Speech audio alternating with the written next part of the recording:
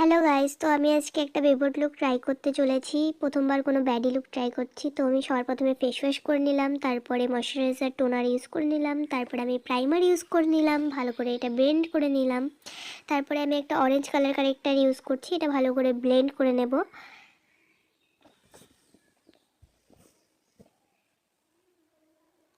আর এটার পর আমি একটা কনসিলার ইউজ করে নেব সুইস বিউটির, এটা একটু ওয়ার্ম শেডের।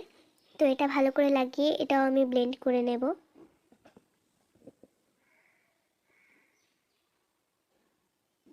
তারপর আমি একটা মামা আর্থের ফাউন্ডেশন নিয়ে সেটা হাতের মধ্যে নিয়ে হাতে ব্লেন্ড করে তারপর এটা আমি আমার স্কিনে লাগাবো যাতে কেকি না লাগে।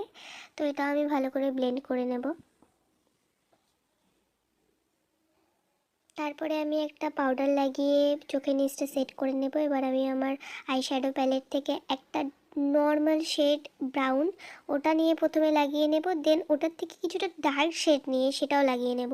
দুটো ভালো করে ব্লেন্ড করে নেব। একটা ওপরের থেকে একটা আইলিটের মধ্যে হবে।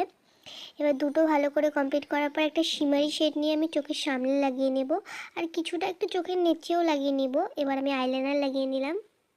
এবার আমি মাস্কারা লাগাবো। ভালো করে মাস্কারাটা লাগাতে হবে যাতে চোখটা একটু বড় বড় লাগে। এবার আমি আইব্রো করে নেব।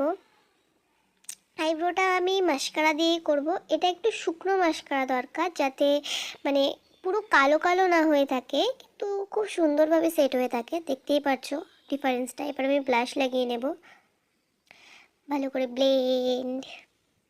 দেন আমি কন্ট্রোল করে নেব আইশ্যাডো প্যালেট থেকেই একটা শেড নিয়ে। এবার আমি মেকআপ ফিক্সার লাগিয়ে নেব, তারপরে কিছুটা ওকে ওটা শুকাতে দেব। দেখতেই পাচ্ছি আমি ড্রেসটা চেঞ্জ করে নিয়েছি। এবার আমি লিপ লাইনার লাগিয়ে নেব, তারপরে একটা লিপস্টিক লাগিয়ে নেব। এবার আমি পুরো গ্লসও দিয়ে দিই।